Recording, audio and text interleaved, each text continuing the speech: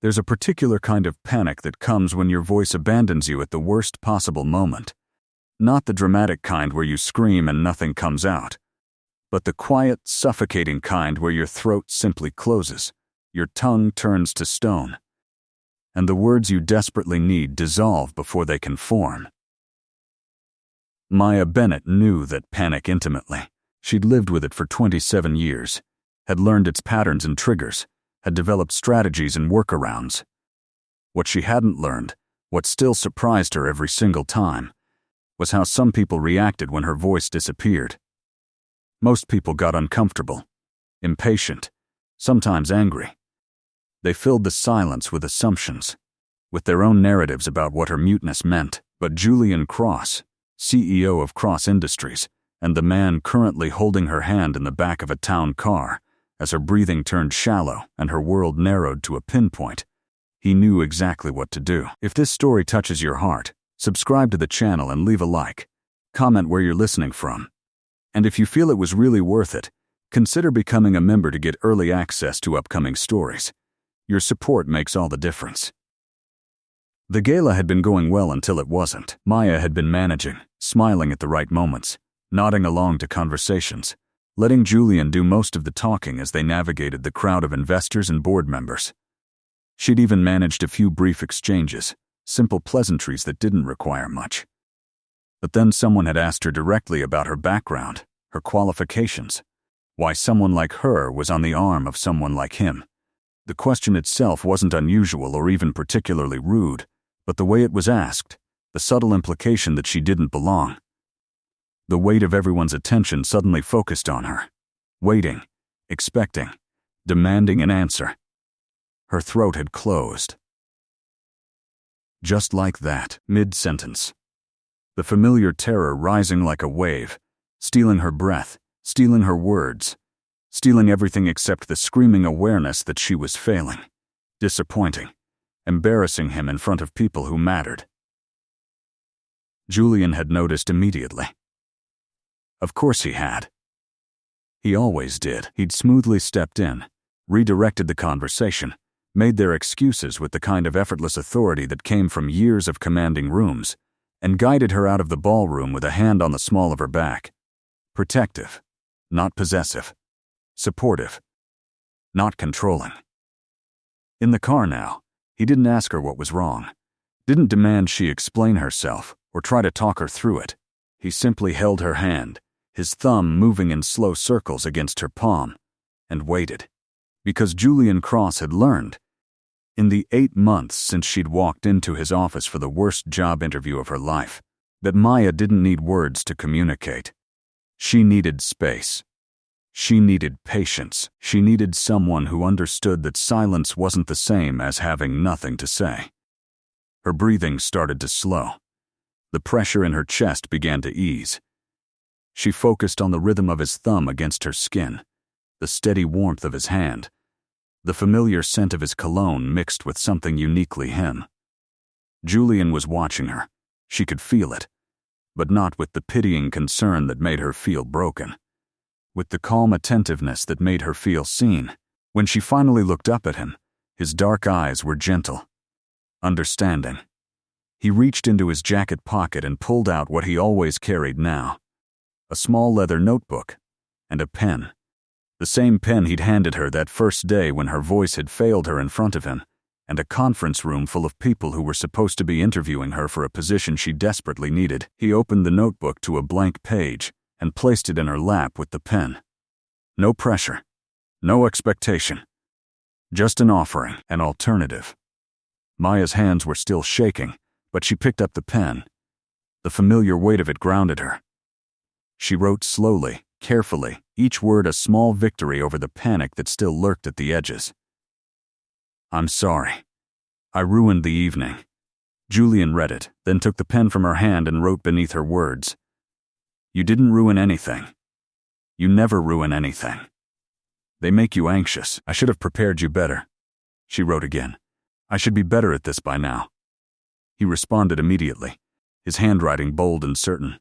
"You are exactly who you need to be." They sat in silence, passing the notebook back and forth, a conversation without voices, It was something they'd developed over months. This quiet intimacy. This language that belonged only to them. Other couples talked, they wrote. They signed.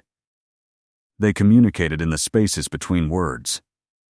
And somehow, it worked. Somehow, it was enough.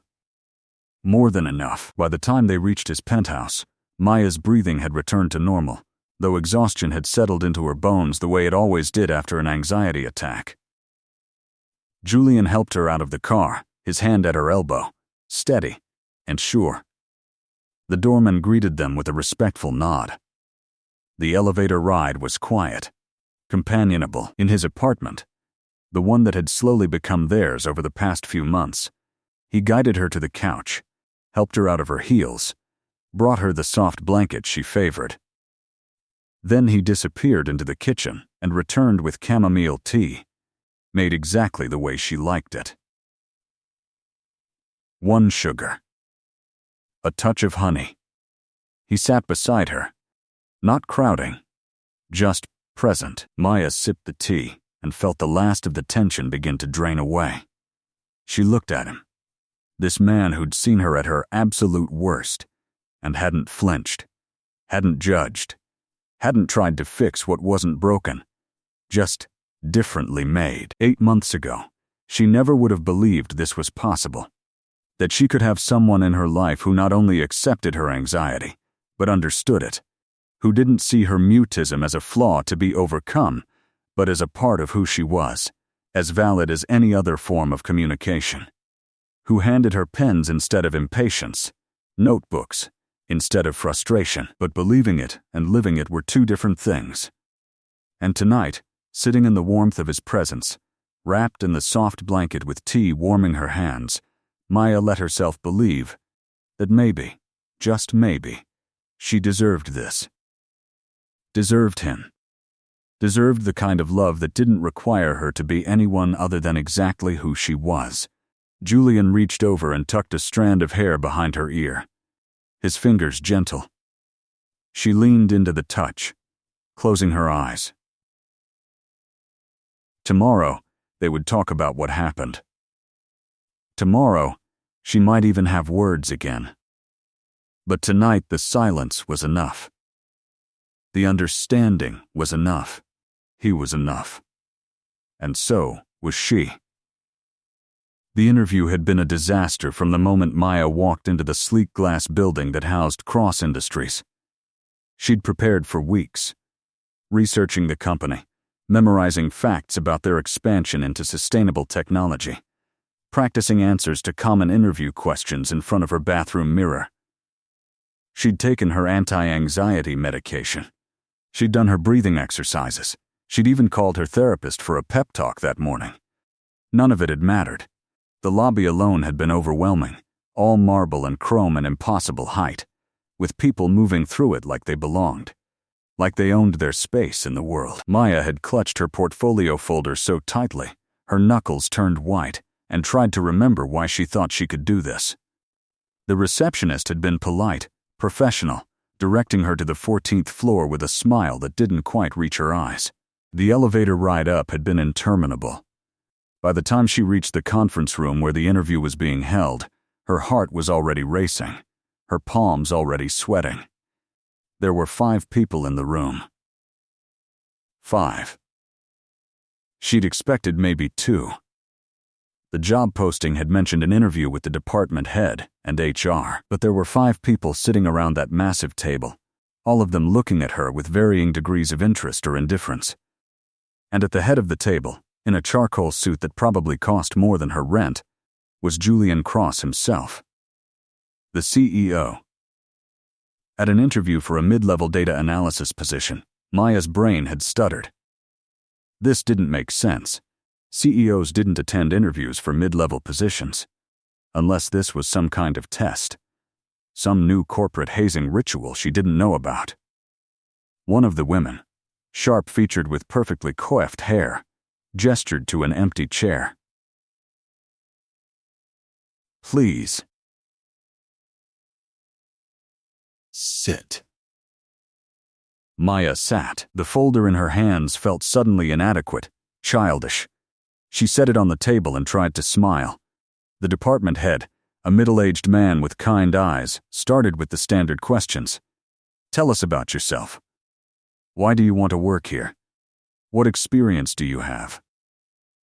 Maya answered, her voice small but steady.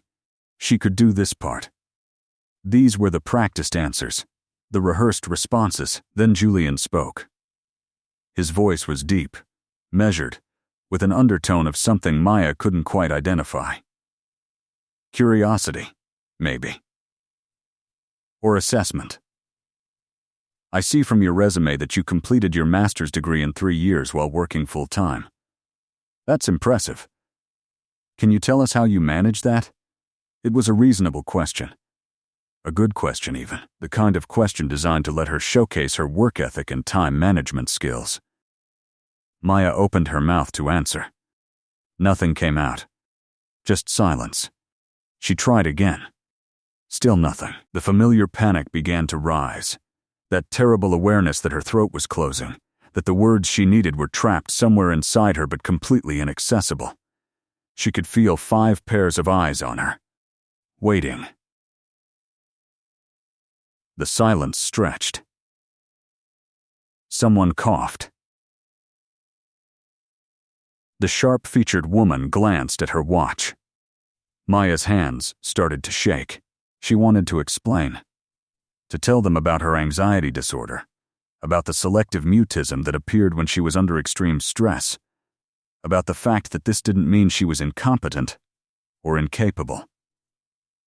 But she couldn't explain any of that, because she couldn't speak.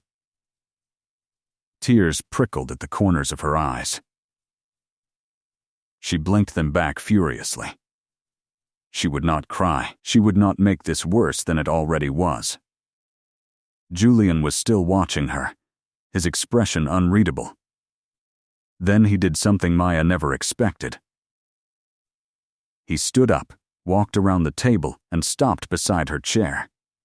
He didn't touch her, didn't crowd her space. He simply reached into his jacket pocket, pulled out an expensive-looking pen, and placed it on the table in front of her along with a fresh sheet of paper from his notepad. "Write it," he said quietly. "If speaking is difficult right now, write it. Your thoughts are what matter, not how you deliver them." The room went completely silent. The other interviewers exchanged glances. The sharp-featured woman looked like she wanted to object, but didn't dare. Maya stared at the pen.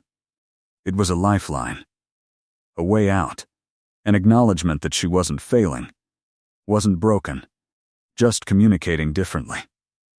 She picked up the pen with trembling hands and began to write. "I have anxiety disorder. Sometimes I can't speak when I'm stressed. It doesn't affect my work. I manage school and work through careful planning, time blocking, and working during hours when others didn't need me." She pushed the paper toward Julian. He read it, nodded, then read it aloud to the room so the others could hear. He looked directly at Maya when he spoke next.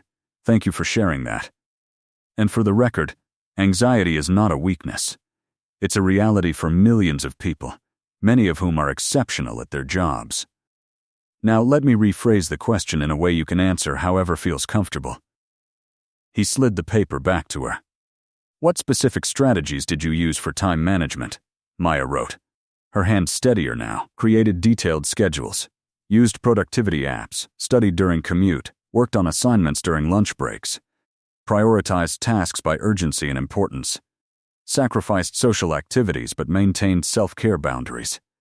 Julian read her answer and smiled. It was a small smile, barely there, but genuine. That's a more thorough answer than most people give verbally. The interview continued, but everything had changed. Julian had changed it. He asked questions and waited patiently for her written responses. He read each one aloud, treating her words with the same respect he would spoken answers. The other interviewers followed his lead, some more comfortably than others. By the end of the hour, Maya had filled several pages with her handwriting. Her hand ached, but her voice had started to return, appearing in small fragments. When asked if she had questions for them, she managed to whisper a few words. How does the company support employee mental health? Julian answered that one personally. We have comprehensive mental health benefits, including therapy coverage and wellness programs. But more than that, we believe in creating an environment where people can be authentic, where different communication styles are respected, where productivity matters more than performance. That sounded too good to be true. Maya had been in enough workplaces to know that corporate promises about mental health support rarely translated to actual accommodation. But something in the way Julian spoke, the directness of his gaze, made her want to believe him. The interview ended. They thanked her for her time. She gathered her things, including the pen Julian had given her, which she'd unconsciously kept. Wait, she tried to hand it back. Keep it, he said. Consider it an investment in future conversations. She didn't know what to make of that, didn't know if it was kindness or pity or something else entirely. She left the building certain she'd never hear from them again. 3 days later, she received an offer letter. The salary was $15,000 more than she'd asked for. The benefits package included therapy, flexible hours, and work-from-home options. There was a personal note attached, handwritten in the same bold script she'd seen on the paper Julian had given her during the interview. Maya, we would be lucky to have someone with your analytical skills and resilience on our team. I hope you'll accept. Your voice, however you choose to use it, matters here. It was signed simply, Julian. Maya had stared at that note for a long time, reading and rereading it, looking for the catch. There had to be a catch. Men like Julian Cross, CEOs of major corporations, didn't personally recruit mid-level employees. They didn't attend their interviews. They didn't hand out pens and encouragement to anxious women who couldn't string 2 words together. But the offer was real. The note was real. And against every instinct screaming at her that this was too good to be true, Maya had accepted. Maya's first day at Cross Industries coincided with the worst anxiety attack she'd had in months. She'd made it through security, through the lobby, into the elevator. But somewhere between the 10th and 14th floor, her chest had tightened, her vision had tunneled, and her legs had turned to water. She'd stumbled out when the doors opened, gripping the wall for support, trying desperately to regulate her breathing while junior executives streamed past her with coffee cups and purposeful strides. No one stopped. No one asked if she was okay. Why would they? She was just another employee, and this was a place where weakness wasn't accommodated. Maya made it to the women's restroom and locked herself in a stall, sliding down to sit on the closed toilet lid, head between her knees. You can do this, she told herself. You've done harder things. You survived the interview. You can survive a first day. But surviving and thriving were different things, and right now, surviving felt like the best she could hope for. 20 minutes later, still shaky but functional, she made her way to the data analysis department. Her new supervisor, Rebecca Chen, was a woman in her 40s with sharp eyes and an efficient manner. She showed Maya to her cubicle, introduced her to the team, and handed her a stack of onboarding materials. You'll spend today getting familiar with our systems, Rebecca said. Tomorrow we'll start you on actual projects. Questions? Maya shook her head. Words were possible today, but only just, and she was rationing them carefully. Rebecca left. The cubicle was small, generic, exactly like every other cubicle in the open plan office. But it was hers. Maya set up her few personal items. A photo of her late mother, a small succulent plant, the pen Julian had given her during the interview. She'd meant to leave it at home, but somehow it had ended up in her bag, a talisman of sorts. The morning passed in a blur of software tutorials and employee handbook reading. Her coworkers were polite but distant, busy with their own work. No one tried to make conversation beyond basic pleasantries. Maya was relieved. Small talk was exhausting at the best of times. At noon, she retreated to an empty conference room to eat lunch alone, a habit from every job she'd ever had. She was halfway through her sandwich when the door opened. Julian stood in the doorway, holding a tablet and looking mildly surprised to find the room occupied. "Oh," he said. "I didn't realize anyone was here. I can find another space." Maya started to gather her things, to leave, to give the CEO his conference room back. But Julian held up a hand. "Don't. I'm the one intruding. Unless you'd prefer privacy?" She hesitated, then shook her head. "It's your building," she managed to whisper. "Technically," he said, stepping inside and closing the door behind him. "But philosophically, it belongs to everyone who works here." He gestured to the chair across from her. "May I?" Maya nodded, confused. CEOs didn't eat lunch in conference rooms with new employees. They had offices, probably with catered meals and important meetings. But Julian sat down, set his tablet aside, and pulled out his own lunch, a simple turkey sandwich from the company cafeteria. They ate in silence for a few minutes. It should have been awkward, but somehow it wasn't. Julian didn't try to fill the quiet with forced conversation or networking small talk. He simply ate his sandwich and occasionally checked his tablet, comfortable in a way that made Maya feel less anxious about her own silence. Finally, he spoke. "How was your first morning?" "Overwhelming," she admitted quietly. "That's normal. First days usually are." He took a sip of water. "Have you used the pen?" Maya glanced at it, sitting on the table next to her lunch bag. "Every day since the interview," she said. "For notes, lists, thoughts when words don't work." "Good. That's what it's for." He paused, seemed to consider his next words carefully. "I wanted to check in. Make sure you have what you need.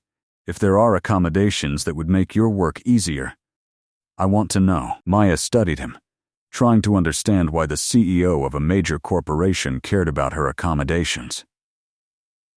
"Why me?" she asked. "Why do you care?" It was bolder than she usually dared, but something about the private space and his genuine demeanor made her brave. Julian set down his sandwich and looked at her directly. "Because I've spent too many years watching talented people struggle in silence because they thought asking for help was a weakness. Because the traditional corporate environment was designed for a very specific type of person, and everyone else has been expected to just adapt or fail. And because," he paused, his voice dropping slightly, "I know what it's like to have your brain work differently than people expect." Maya blinked. She hadn't expected that. Hadn't expected vulnerability from someone in his position. "You have anxiety?" she asked carefully. "Not anxiety," he said. "Odd. Severe. I didn't get diagnosed until I was 35. Spent decades thinking I was lazy or undisciplined, when really my brain just processes information differently. I've learned to work with it rather than against it, but it took a long time. And a lot of failure. That's why I care. Because I wish someone had cared enough to ask me what I needed, instead of assuming I needed to change." The confession hung in the air between them. Maya felt something shift, some fundamental recalibration of how she saw him, not as a powerful CEO who'd shown her a moment of kindness, but as someone who understood, who'd been there. "Thank you," she said softly. "For the interview, for the job, for this." He shook his head. "Don't thank me for basic human decency. The bar is too low if that deserves gratitude." Maya smiled despite herself. "Still," she said, "it matters." They finished lunch in comfortable quiet. Before he left, Julian turned back. "Rebecca is excellent at her job. But if you ever need something she can't provide, my door is open. Literally. I have an open-door policy from 2 to 3 every afternoon. Anyone can come in, no appointment needed." It was an unusual policy, Maya thought. Most executives guarded their time jealously. But nothing about Julian Cross, seemed to follow the standard corporate playbook. The afternoon passed more easily than the morning. Maybe because she'd eaten. Maybe because the systems were starting to make sense. Or maybe because she kept thinking about Julian's words, about brains working differently, about accommodations being rights rather than favors. When 5 o'clock arrived, Maya packed up her things and headed for the elevator, exhausted but satisfied. She'd survived day one. Tomorrow would be easier. At least, that's what she told herself. The weeks settled into a rhythm. Maya arrived early, before the office filled with noise and energy that could overwhelm her sensors. She worked steadily through data sets, finding patterns and anomalies with the kind of focused attention that came naturally when she wasn't forced to navigate social dynamics. Her reports were thorough, insightful, exactly what Rebecca wanted. "You're good at this," Rebecca said one afternoon, reviewing Maya's analysis of customer behavior trends. "Better than good. This is the kind of work we've been needing." Maya felt a flush of pride but didn't know how to respond verbally, so she simply nodded. Rebecca seemed to understand. The woman had learned quickly that Maya communicated most effectively in writing or through data visualizations. She'd adapted without making it a big deal, which Maya appreciated more than she could express. The team was slowly warming to her too, though most interactions remained surface level. She was the quiet one, the one who listened more than she spoke, the one who always had insightful written comments in meeting notes, but rarely contributed verbally unless directly asked. It was fine. Maya had never needed to be popular. She'd needed to be competent. And that she could do. What she hadn't expected was how often she'd see Julian. He wasn't hovering, wasn't checking up on her specifically. But their paths crossed with surprising frequency. In the cafeteria, in the lobby. Once, memorably in the stairwell when the elevators were being serviced and they'd both opted for the 14 flight climb. Each time he acknowledged her with a nod or a brief greeting, never demanding conversation, but never ignoring her either. It was a careful balance, professional, but warm. Then came the department meeting where Maya's anxiety betrayed her in front of everyone. Rebecca had asked her to present her findings on the quarterly data analysis. Maya had prepared extensively, created detailed slides, practiced her presentation at home. But standing in front of 20 colleagues, all of them watching, waiting, her throat had closed. The words on her slides might as well have been hieroglyphics. She stood frozen, silent, feeling the familiar panic rising. The room shifted uncomfortably. Someone coughed. Rebecca started to stand, probably to salvage the situation, when Julian's voice cut through the tension. He'd been sitting in the back, observing the meeting as he sometimes did. "The data speaks for itself," he said calmly, walking forward. "Maya, would you prefer to walk us through the slides while someone else reads your notes? Or would you rather submit the analysis in writing and we can discuss it asynchronously?" It was a lifeline. An escape route that didn't feel like failure. "Written," she whispered. "Of course," Julian said. "Rebecca, can we distribute Maya's written analysis this afternoon and address questions via email?" "That works," Rebecca said, catching on quickly. "Actually, that might be more efficient anyway. People can review it at their own pace." The meeting moved on. Maya returned to her seat, hands shaking but grateful. After the meeting ended, Julian caught up with her in the hallway. "That was brave," he said quietly. "Showing up even when you knew it might be difficult. That's real courage." Maya looked at him, this man who kept seeing strength where she saw failure. "How do you do that?" she asked. "Do what?" "See anxiety as anything other than a problem. Because it's not a problem," he said. "It's a variable, like any other aspect of who a person is. The world has decided certain variables are acceptable and others aren't, but that's arbitrary. Your mind works differently. So does mine. That doesn't make us broken. Just different." She wanted to believe him, wanted to internalize that perspective the way he seemed to have internalized it for himself. But years of shame and embarrassment didn't dissolve with one conversation. Julian seemed to sense her skepticism. "Give it time," he said, "and in the meantime, know that your work is exceptional. The presentation format is irrelevant." That night, Maya stayed late finishing the written analysis. She wanted it to be perfect, to prove that her silence didn't mean incompetence. When she finally sent it at 8 p.m., she felt the satisfaction of a job well done. The responses came in throughout the next day, colleagues praising her insights, asking thoughtful questions, engaging with her work in ways they never had in person. One email stood out. From Julian. Subject line: "Excellent work." The body was brief, but impactful. "This is the most comprehensive quarterly analysis we've received in 3 years. Your ability to identify not just patterns but predictive indicators is exactly what this company needs. Thank you for pushing through a difficult situation to deliver this." Maya read it 3 times. Then she saved it in a folder she'd created called Things to Remember When I Doubt Myself. Over the following weeks, she and Julian developed an unexpected rapport. Not friendship exactly. The power dynamics made that complicated. But something adjacent. A mutual respect. An understanding. He started including her in strategic planning meetings. Not to present but to observe and provide written feedback afterward. "Your perspective is valuable," he explained when she questioned why a mid-level analyst was being invited to C-suite discussions. "You see things others miss." Maya discovered she enjoyed those meetings.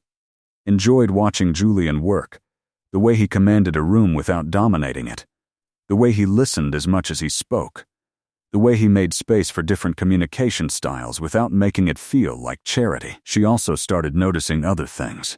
The way his jaw tightened when board members pushed back on his initiatives for workplace accessibility.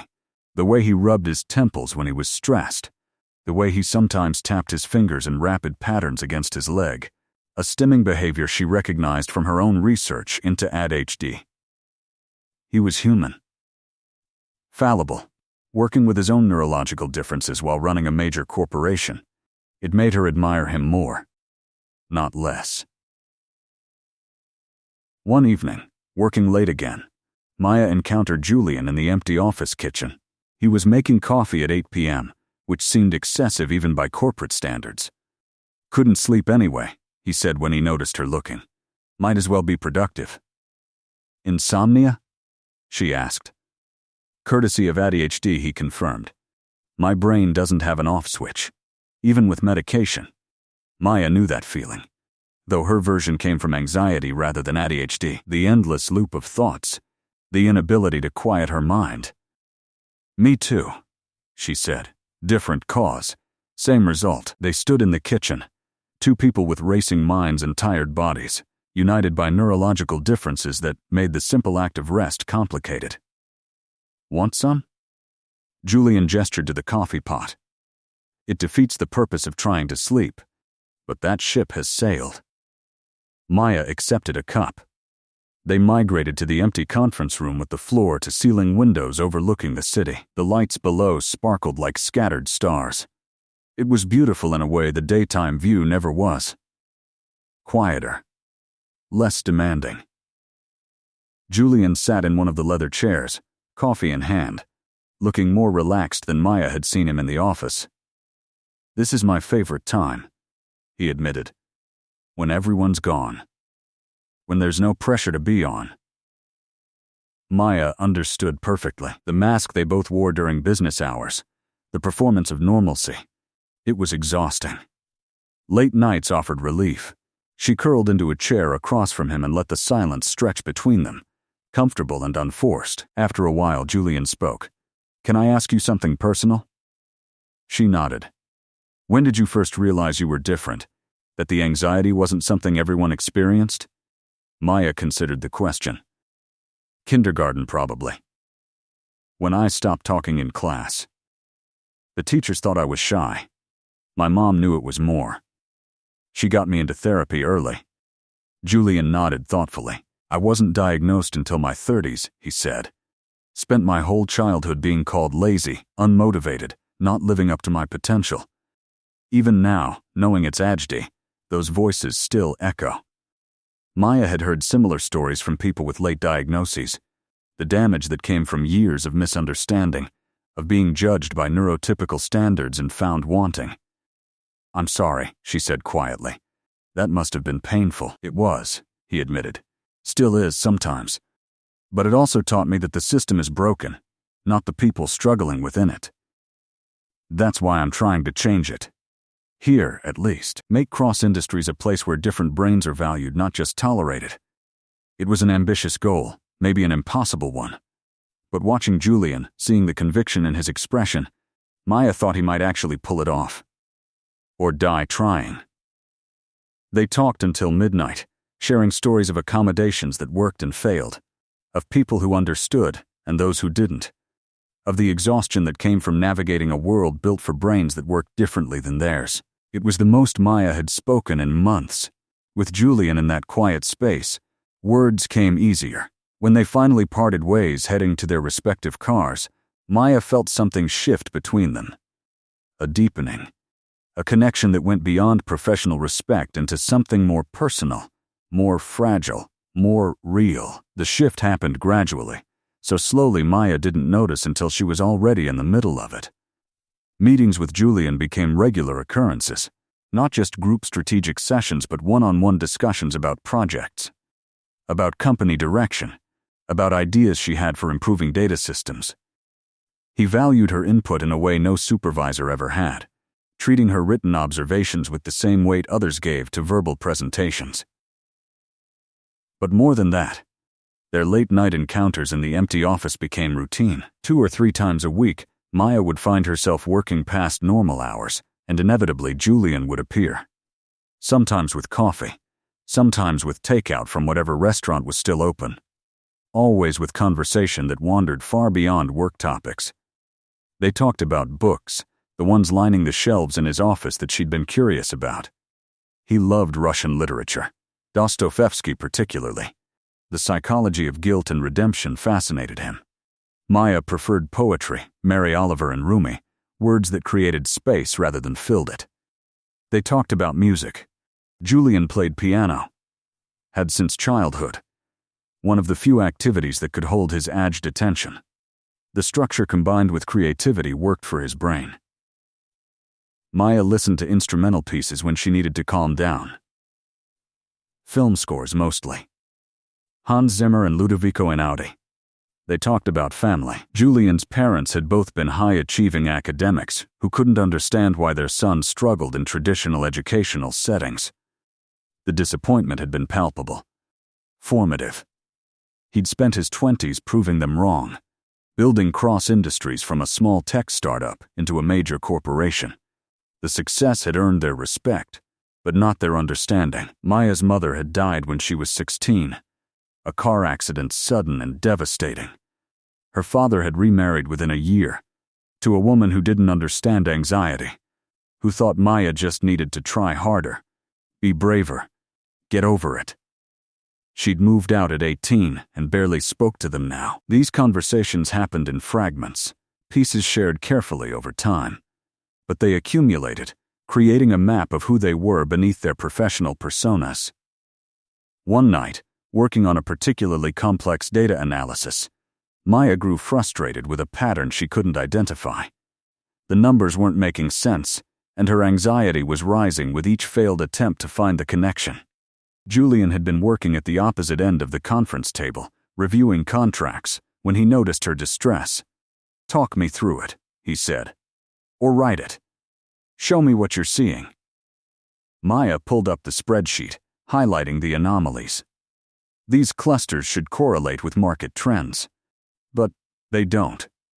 There's something else influencing them. But I can't figure out what.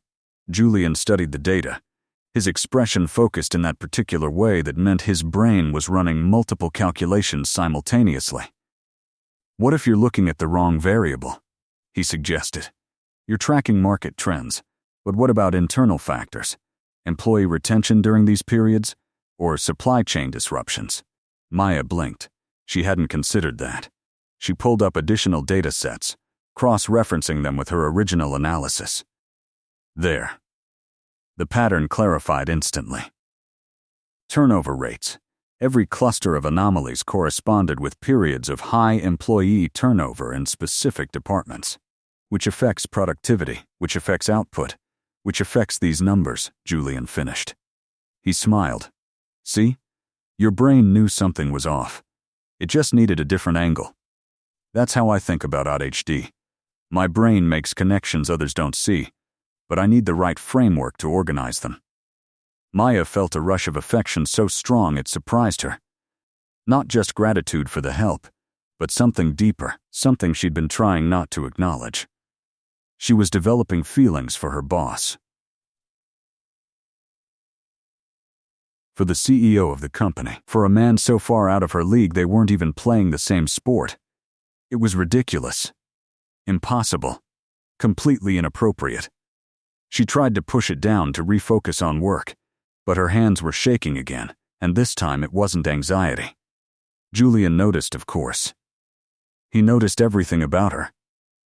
You okay? He asked gently. Maya shook her head. The honesty surprised her, but lying to him felt wrong. What's wrong? He moved closer, concern evident. Nothing's wrong, she managed. That's the problem. Everything is right, and it terrifies me. Julian went very still. She could see him processing her words, connecting the implications. When he spoke, his voice was careful. Maya, I need you to be very clear with me right now. Are you saying what I think you're saying? She couldn't speak anymore. The moment was too big, too vulnerable. So she reached for the notebook that was always nearby, the one filled with their written conversations, and wrote. I have feelings for you. I know I shouldn't. You're my boss. This is inappropriate. But I can't keep pretending I don't. Julian read it, then set the notebook down. He took the pen from her hand and wrote beneath her words. I have feelings for you too. Have had them for months. I've been trying to ignore them because of the power dynamic, because I don't want you to feel pressured. But since we're being honest, you should know you're the most remarkable person I've ever met. Maya read his words 3 times, certain she was misunderstanding. But the message was clear, unmistakable. He felt the same way. The impossibility she'd been wrestling with, he'd been struggling with too. She looked up at him, questions in her eyes. What do we do? She whispered. Julian exhaled slowly. I don't know, he admitted. The ethical thing would be to maintain professional boundaries. But that ship might have sailed when we started having coffee in empty offices at midnight. His attempt at humor was gentle, acknowledging the absurdity without diminishing the seriousness. Maya knew he was right. They'd already crossed lines, even if unintentionally. The question wasn't whether they had feelings, but what they did about them. I could transfer to a different department, she suggested. Remove the direct supervisor relationship. That would help with the power dynamic. Julian agreed, but there's still the CEO-employee issue. People will talk. There will be assumptions. Maya had spent her whole life being talked about, being misunderstood, being judged. What mattered wasn't what people said, but what was true. I don't care what people think, she said, finding her voice despite the anxiety. I care what's real. And this feels real. More real than anything I've felt in years. Julian reached across the space between them and took her hand. His palm was warm, calloused from years of piano playing. The touch sent electricity through her. It is real, he said quietly. Probably the most real thing in my life right now. So we figure it out. Together. That night marked a turning point. They didn't rush into anything physical, both too aware of the complications. But they acknowledged the feelings, stopped pretending they were just colleagues who happened to get along well. Maya transferred to a different department the following week, citing interest in a new project. It was transparent, but it was also necessary. Rebecca was understanding, professional. If this is what you need, I support it, she said. Though I'll miss having you on my team. The new position was lateral. Same salary, different supervisor, It created the space they needed to explore whatever this was between them without the immediate ethical concerns. Their late-night conversations continued, but now they included tentative touches. His hand on her shoulder, her fingers brushing his arm. Small intimacies that felt monumental. They went on their first official date 3 weeks after the confession. Dinner at a quiet restaurant far enough from the office that they wouldn't encounter coworkers. Maya was nervous, her anxiety spiking as they sat down. But Julian produced the pen, the one he'd given her at the interview, and set it on the table between them. "Just in case," he said. "You always have a way to communicate with me." The gesture steadied her. Throughout dinner they talked and wrote and laughed. It felt natural, easy, like the office conversations but with the added dimension of acknowledged feelings. When Julian walked her to her door that night, he paused. "Can I kiss you?" he asked. The explicit consent, the way he always asked rather than assumed, made Maya's heart swell. She nodded, unable to form words. The kiss was gentle, questioning, perfect. When they pulled apart, Julian rested his forehead against hers. "I've wanted to do that for months," he admitted. "Me too," Maya whispered. They stood in her doorway, holding each other, two people with complicated brains and difficult pasts, finding something simple and beautiful together. Whatever came next, whatever challenges they faced, they would face them together. And that made all the difference. Going public with their relationship was never really a decision they made consciously. It happened organically. Inevitably, the way truth always finds its way to the surface. Colleagues noticed Julian leaving the building at the same time as Maya. Noticed them arriving with the same coffee. Noticed the way they looked at each other in meetings, the private smiles, the unspoken communication. The rumors started gentle, speculative. By the time they'd been dating for 2 months, the whispers had grown louder, more insistent.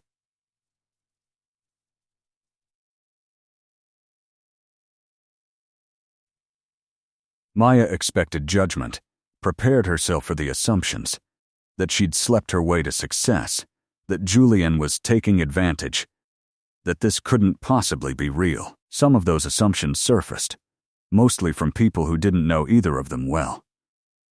But the response that surprised her came from those who worked closely with Julian. They weren't surprised at all. "Of course he fell for her," one of the senior VPs said when Maya anxiously mentioned the relationship during a project meeting. "You're brilliant and kind and exactly the kind of person Julian respects. We were wondering when he'd make a move." The casual acceptance disarmed her. She'd been braced for scandal, for professional consequences. Instead, most people seemed genuinely happy for them. Maybe it was Julian's reputation, the way he'd built a company culture that valued authenticity over appearances. Maybe it was the fact that Maya's work spoke for itself, that no one could reasonably claim she was unqualified. Or maybe people just recognized something real when they saw it. Still, they were careful. No public displays of affection at work. No special treatment in professional settings. Maya continued to excel in her new role, and Julian continued to run the company with the same intensity he always had. But evenings belonged to them. They fell into a rhythm that worked for both their brains. Julian would pick her up after work, and they'd go to his apartment, the penthouse that gradually became their space. He'd play piano while she read or worked on personal projects. They'd cook dinner together, Julian following recipes with the hyper-focus that came with medication, Maya chopping vegetables with precise, calming movements. They learned each other's patterns. Maya's anxiety was worst in the mornings and during unexpected changes. Julian's ADD made him forget meals and appointments without reminders. So Julian started setting alarms for her morning medication, gentle text messages that said only, "You've got this." And Maya created a scheduling system for him, color-coded and synced across all his devices, with alerts for everything from meetings to eating lunch. They accommodated each other without making it transactional. It was simply what partners did, what people who loved each other did. The love word had appeared naturally. whispered one night when Maya had a particularly bad anxiety attack and Julian had sat with her on the bathroom floor, holding her hand through the trembling and the tears. "I love you," he'd said quietly. "Not despite your anxiety. Not in spite of it. Just love you. All of it. All of you." Maya had cried harder then, but from relief, from the overwhelming recognition that she was loved wholly, completely, exactly as she was. "I love you too," she'd managed to say between sobs. "So much it scares me." 6 months into their relationship, Julian took her to meet his parents. The prospect terrified Maya more than any job interview or presentation ever had. These were the people who'd shaped Julian, who'd instilled in him both ambition and insecurity, who still didn't fully understand his ad, who saw it as an excuse rather than an explanation. They lived in a sprawling estate in Connecticut, all old money and older traditions. Julian's mother greeted them at the door, perfectly coiffed, perfectly composed. "Julian, darling." And this must be Maya. The assessment in her eyes was immediate and comprehensive. Maya felt herself being catalogued, evaluated, found wanting probably. She managed a quiet greeting before her throat started to close. Julian's hand found the small of her back, grounding. "Mother," he said, his voice pleasant but firm. "Maya has anxiety disorder. Sometimes she communicates better in writing than verbally. I hope you'll respect that." His mother's expression flickered. Surprise maybe, or disapproval. She recovered quickly. "Of course," she said, though her tone suggested this was anything but expected. "Please, come in." Dinner was an ordeal. Julian's father joined them, a tall man with the same dark eyes as his son but none of the warmth. The conversation revolved around business, politics, topics that required quick verbal responses and confident opinions. Maya ate quietly, responding when directly addressed but mostly listening. She could feel the judgment radiating from both parents. This was not the woman they'd envisioned for their successful son. Halfway through the meal, Julian's father addressed her directly. "Julian tells us you work at his company. In what capacity?" "Data analysis," Maya managed. "I focus on predictive modeling and pattern recognition." "And you enjoy this work?"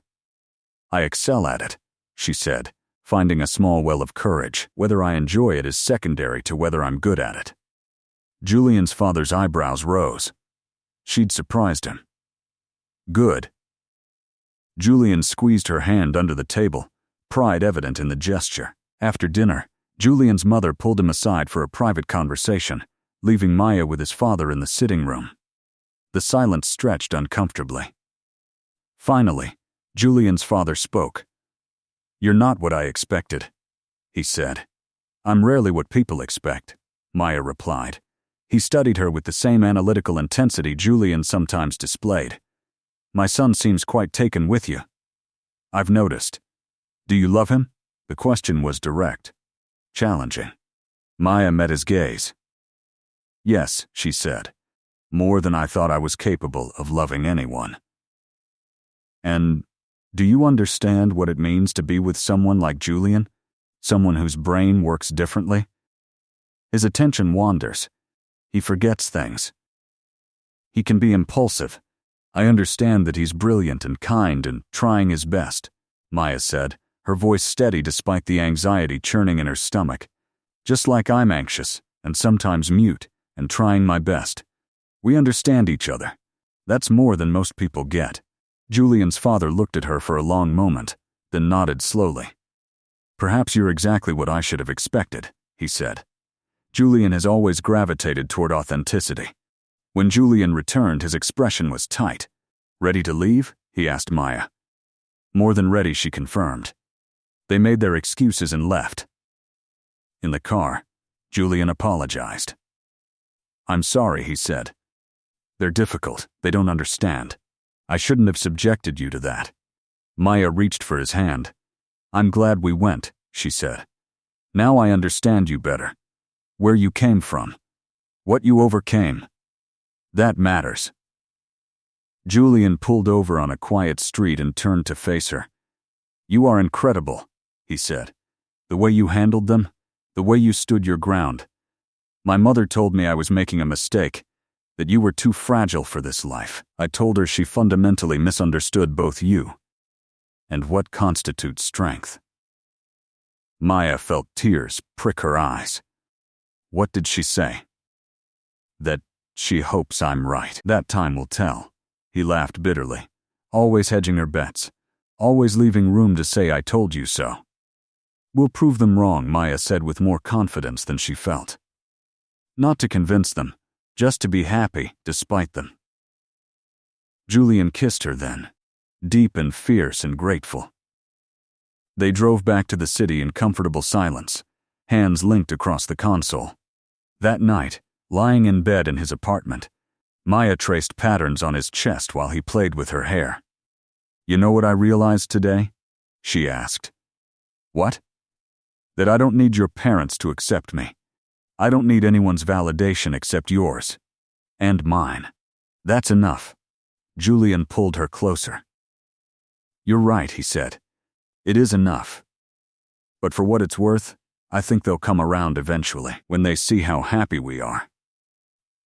How good we are together."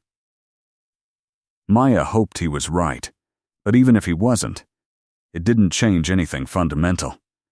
She'd spent her whole life seeking approval from people who couldn't give it, from her father who'd never understood her anxiety, from teachers who'd wanted her to just speak up, from therapists who'd tried to fix something that wasn't broken, just different. With Julian, she didn't need to be fixed. She just needed to be herself. And that, finally, was enough. The proposal happened in the most unremarkable place imaginable. Not at a fancy restaurant or a romantic getaway, but in Julian's home office at 2 a.m. while they were both working. Maya was reviewing quarterly projections, frustrated by a dataset that refused to cooperate. Julian was responding to investor emails, the kind of tedious administrative work that somehow always piled up. They'd been working in companionable silence for hours, the kind of parallel productivity that worked for both their brains. Then Julian spoke. "Marry me." Maya looked up from her laptop, certain she'd misheard. "What?" "Marry me," he repeated, setting aside his phone and turning to face her fully. "I know it's 2 a.m. I know we're in pajamas surrounded by spreadsheets. I know this is possibly the least romantic proposal in history. But I can't wait anymore. I don't want to wait anymore." Maya stared at him, her brain trying to process this unexpected turn. "You want to marry me?" she said slowly. Not a question, just a statement of fact requiring confirmation. "Yes," Julian said. "I want to wake up next to you every morning and work beside you every evening and navigate life's complications together.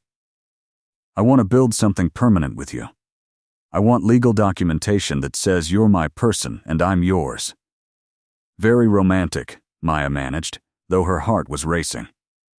"I'm working on it," he said with a slight smile. "Look, I could plan some elaborate proposal with flowers and a photographer and a crowd of strangers watching. But that would make you anxious.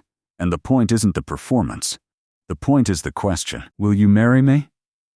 Maya's anxiety was indeed rising, but not from the proposal itself, from the magnitude of what he was offering. Permanence, partnership, a future. She'd never imagined having these things with anyone. Her anxiety had always felt like a barrier to traditional relationship milestones. But Julian was offering them anyway, offering them while understanding exactly who she was. "You're sure?" she asked. "About me? About this?" "I've never been more sure of anything," Julian said. "You are the best decision I've ever made. Every day with you confirms that." Maya felt tears sliding down her cheeks. "Yes," she whispered.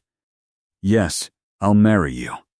Julian crossed the room and pulled her into his arms, holding her like she was something precious and irreplaceable. When they finally pulled apart, he produced a small box from his desk drawer. "I bought this 3 weeks ago," he admitted. "Been carrying it around waiting for the right moment." Then I realized, there's no perfect moment, just honest ones. He opened the box to reveal a simple platinum band with a small diamond. It was elegant, understated, perfect. Maya slipped it on her finger and marveled at how right it felt. We should probably tell people, Julian said, starting with work. HR will need to be informed about our engagement. The power dynamic concerns. Maya nodded. She'd known this was coming eventually. They'd be under scrutiny, especially from board members who might question Julian's judgment. I can handle it, she said. We can handle it. Together. The announcement went public the next week. Julian sent a company-wide email, professional and straightforward. He and Maya were engaged.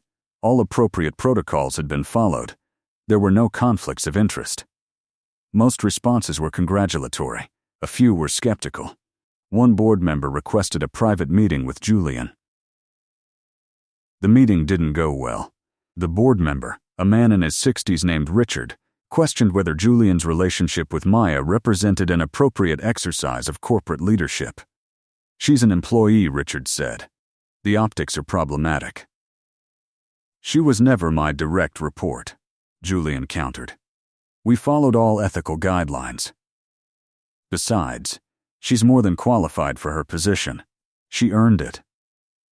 Richard wasn't convinced. Still, it looks like favoritism. Like you're making decisions with your heart instead of your head.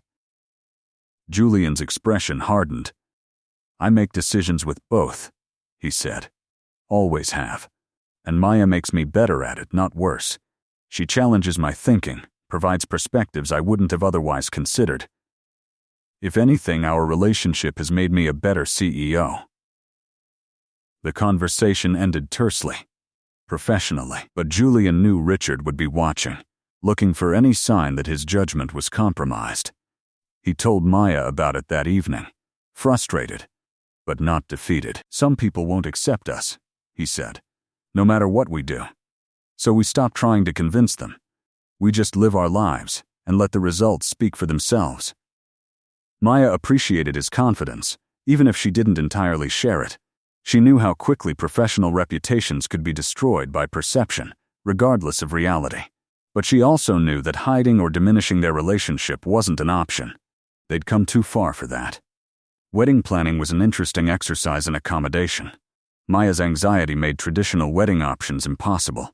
The thought of walking down an aisle with hundreds of people watching, of being the center of attention for hours, of having to make small talk with distant relatives and Julian's business associates, it triggered panic attacks just thinking about it. So they did what they always did. They found an alternative that worked for both of them. A small ceremony in the botanical gardens. Just 20 people. Maya's therapist, a few close friends, Julian's sister who'd flown in from London, genuinely happy for them. They exchanged vows they'd written themselves, Julian speaking his and Maya reading hers from a paper with shaking hands. Both versions said essentially the same thing. I choose you. Exactly as you are. Every day. The reception was a dinner at a quiet restaurant. No dancing, no bouquet toss, no traditional wedding performances. Just good food and better company and the overwhelming sense of rightness. On their wedding night, in the hotel suite Julian had booked, Maya felt the anxiety she'd been managing all day finally crash over her. She couldn't breathe, couldn't speak, could only sit on the edge of the bed and try not to fall apart. Julian sat beside her, not touching, just present. He pulled out a notebook, the same one they'd been using for years, and wrote. You okay? She shook her head, took the pen, wrote back. Overwhelmed. Happy, but overwhelmed. Can we just sit here for a while? Of course, he wrote. We have the rest of our lives. No rush. They sat in silence until Maya's breathing steadied, until the panic receded, until she could find words again. Thank you, she whispered. For understanding. For not needing me to be anything other than this. Julian kissed her temple. You're everything, he said quietly.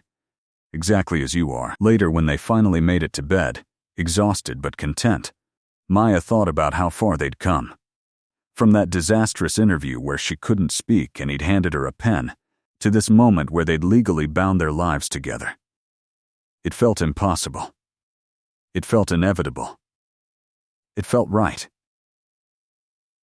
The honeymoon was 2 weeks in Iceland, chosen specifically for its sparse population and stunning landscapes. They rented a small cottage and spent their days hiking through volcanic terrain and their evenings soaking in hot springs under the aurora borealis. Julian brought books. Maya brought her camera. They talked and walked, and simply existed together in a way that didn't require performance or mask-wearing. On their last night, watching the northern lights dance green and purple across the sky, Julian said, "This is what I want our life to be. Not the location necessarily, but this feeling. This peace. Being ourselves without apology." Maya leaned against him, warm despite the cold. "That's what I want too," she said, "and I think we can have it. As long as we keep choosing it. Keep choosing each other." He tightened his arm around her. "Always," he said. "That's the easiest choice I'll ever make." Flying back to reality was harder than either wanted to admit. Back to work, back to scrutiny, back to the complications of navigating their relationship in a professional setting. But they'd laid a foundation strong enough to build on. And that made all the difference. Life settled into a new normal. Maya moved into Julian's penthouse, and they made it theirs. Her books filled the shelves alongside his. Her mother's photo found a place on the mantel. They developed routines that accommodated both their neurological differences: medication timers, calendar systems, quiet mornings, and collaborative evenings. Work remained complicated. Some colleagues treated Maya differently after the wedding, either overly deferential or subtly dismissive. She ignored both extremes and focused on her work, which continued to be exceptional. Julian dealt with ongoing board skepticism, particularly from Richard, who seemed determined to find fault. But the company thrived under Julian's leadership, and even his critics couldn't argue with the results. Then, 6 months after the wedding, Maya discovered she was pregnant. The realization came with a panic attack so severe, Julian found her hyperventilating in the bathroom at 3 a.m. He sat with her on the cold tile floor, holding her hand, waiting for the storm to pass. When she could finally breathe again, she showed him the positive test. She expected fear, maybe hesitation. Instead, Julian's face broke into the widest smile she'd ever seen. "We're having a baby," he said, wonder in his voice. "We're going to be parents." Maya's anxiety had other ideas. "What if I can't do this?" she whispered. "What if my anxiety makes me a terrible mother? What if I pass this on to them?" Julian pulled her close. "Then we'll handle it," he said, "together. Just like we handle everything else. And if our child has anxiety or ADHD or any other neurological difference, we'll love them and support them and make sure they never feel broken for being who they are." The pregnancy was difficult. Morning sickness triggered Maya's anxiety, which made the nausea worse, creating a vicious cycle. She had to reduce her hours at work, which fed into her fears about being perceived as incompetent. Julian hired a therapist who specialized in prenatal anxiety to work with her, twice a week. Slowly, with support, Maya began to believe she could do this, could become a mother despite her fears. The baby, they learned at 20 weeks, was a girl. They named her Sophie, after Maya's mother. As Maya's body changed, as Sophie grew inside her, Julian became impossibly tender. He attended every doctor's appointment, read every book on pregnancy and childbirth, learned about anxiety disorders in postpartum women so he could watch for warning signs. When colleagues questioned why the CEO was so hands-on, he simply said, "Family comes first. Always." The delivery was traumatic, 36 hours of labor ending in an emergency cesarean. Maya couldn't speak through most of it, the pain and fear locking her voice away completely. But Julian was there, holding her hand, advocating for her when she couldn't advocate for herself. When Sophie finally emerged, tiny and perfect and wailing, Maya cried from relief and joy and overwhelming love. Julian held their daughter for the first time with shaking hands, tears streaming down his face. "She's perfect," he whispered. "You're both perfect." Recovery was hard. Maya's anxiety spiked in the weeks following birth, compounded by hormones and sleep deprivation and the massive responsibility of keeping a tiny human alive. There were nights when she couldn't hold Sophie because her hands were shaking too badly, mornings when the crying triggered panic attacks. Julian took paternity leave, something almost unheard of for CEOs, and basically ran the company from home while caring for both Maya and Sophie. He changed diapers, did midnight feedings, walked the floors with a screaming infant while Maya worked through anxiety attacks, slowly, with medication adjustments and therapy, and Julian's unwavering support. Maya found her footing as a mother. She learned that loving Sophie wasn't diminished by her anxiety, that she could be a good parent even when she couldn't speak, that Sophie didn't need perfection, just presence. Julian returned to work when Sophie was 3 months old, but kept his hours reasonable. He'd restructured his entire schedule around family time, delegating more, trusting his team, prioritizing differently.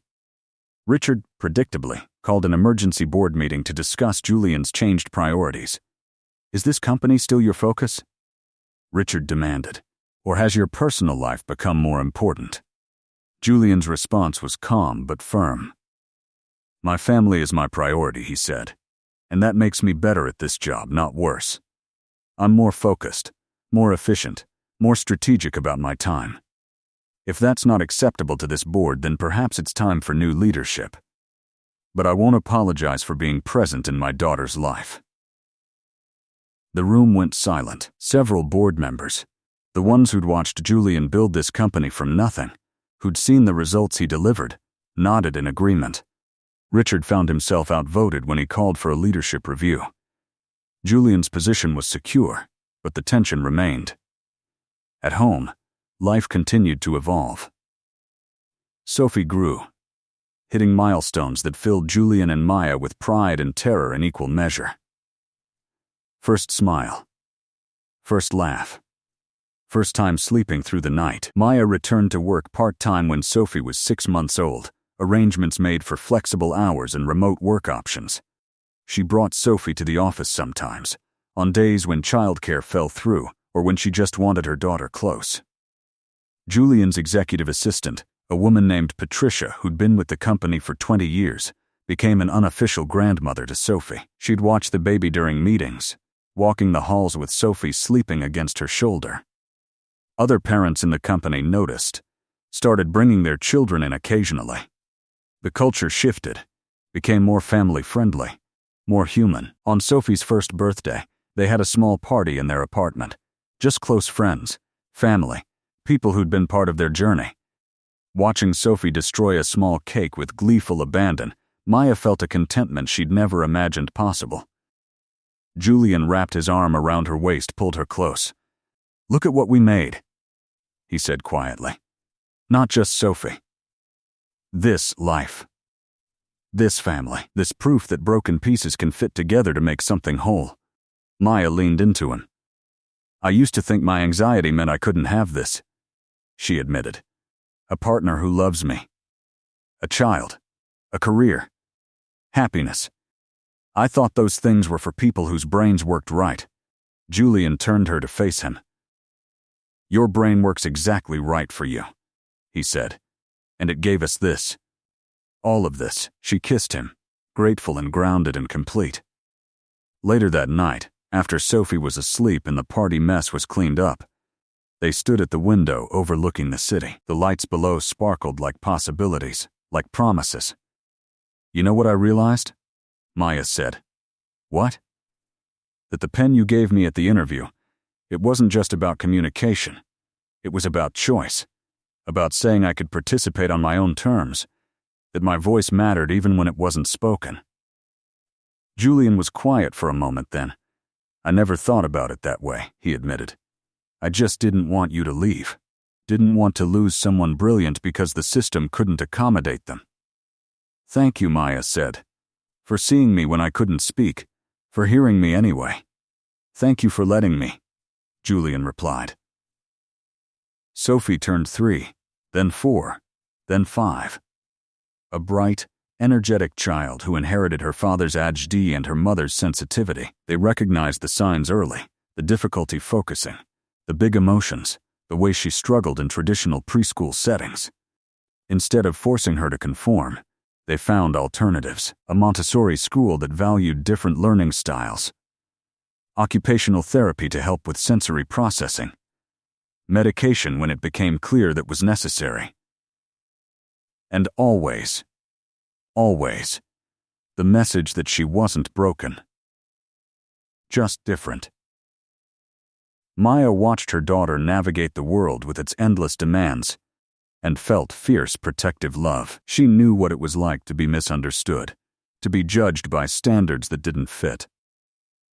She was determined Sophie would grow up knowing she was perfect exactly as she was. Julian felt the same way. He'd started a foundation, funded by Cross Industries, focused on neurodiversity in education and employment, creating resources, funding research, advocating for accommodations. What I wish had existed when I was young, he told Maya. What I want Sophie to have. The work took time away from the company, but Julian didn't care. He'd restructured his priorities years ago. Family and advocacy first. Business second. Richard finally retired from the board, replaced by younger members who understood that diverse leadership, diverse thinking, made companies stronger, not weaker.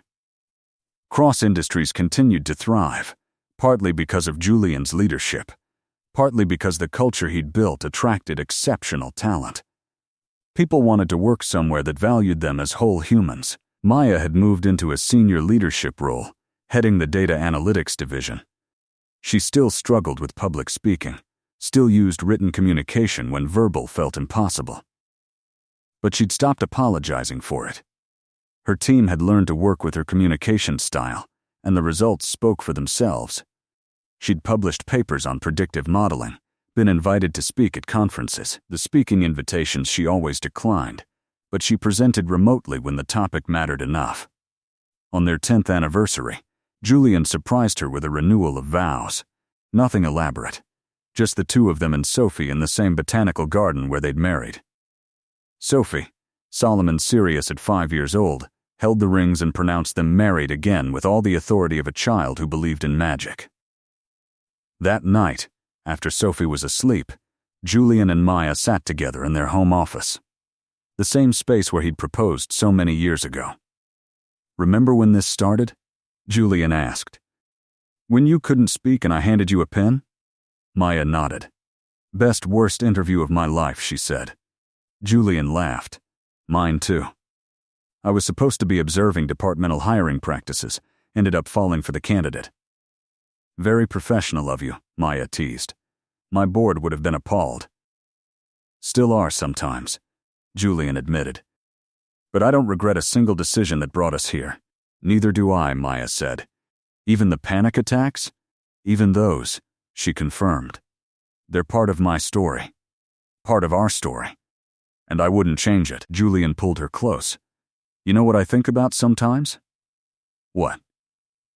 "That pen I gave you. It was just a pen, nothing special, but it became a symbol of everything we built together. Communication beyond words. Accommodation instead of conformity. Seeing each other fully." Maya rested her head against his chest, listening to his heartbeat. "It was more than a pen," she said. "It was permission to be myself without apology." Years continued to pass. Sophie grew into a remarkable young woman, creative and compassionate, navigating her ADHD with tools and strategies her parents helped her develop. She wanted to be an artist, and they supported her completely. No pressure to follow in Julian's corporate footsteps or Maya's analytical path. Just encouragement to be authentically herself. Cross Industries became known as a leader in neurodiversity hiring and accommodation practices. Other companies started copying their model. Julian won awards he didn't care about and turned down speaking engagements that would have boosted his profile. He had everything he needed at home. Maya's division consistently outperformed projections. She'd proven, over and over, that different communication styles didn't mean different capabilities. Her team was fiercely loyal, protective of her in ways that moved her deeply. On quiet evenings, she and Julian still worked side by side, still communicated through notes when words felt hard, still chose each other, every single day, exactly as they were. The anxiety never disappeared. Maya still had panic attacks, still had days when her voice abandoned her. But she'd learned to live with it rather than fight it. To accept it as part of who she was. Julian's ad remained a constant challenge, too. He still forgot appointments, still hyper-focused to the point of forgetting meals, still needed external structure to manage his executive function. But together, they created systems that worked, accommodated each other's needs without resentment or frustration, built a life that valued difference over conformity. When Sophie left for art school, the house felt too quiet. Maya struggled with the transition, her anxiety spiking at the change. Julian suggested they foster a teenager from the local LGBTQ center, a kid who needed stability and acceptance. They named him Marcus, and he fit into their family like he'd always been there, bringing his own neurodivergence, his own story, his own need to be seen. Years later, when people asked about their relationship, Maya always thought back to that first interview, to the moment when Julian handed her a pen and changed everything. Not because he fixed her or saved her, but because he saw her, saw past the anxiety to the person underneath, saw value in difference, strength in accommodation, beauty in authenticity. That pen, that simple gesture, had been the beginning of everything: a marriage, a family, a life built on mutual understanding and unconditional acceptance. And it had all started with the most basic recognition that everyone deserves to communicate in the way that works for them. That silence isn't the same as having nothing to say. That being seen, truly seen, is the greatest gift we can give each other. If this story touched your heart, subscribe to the channel and leave a like. Comment where you're listening from. And if you felt it was really worth it, consider becoming a member to get early access to upcoming stories. And if you felt this story was really worth listening to, click the Super Thanks button. Your gesture makes all the difference and helps us continue creating stories that touch the soul.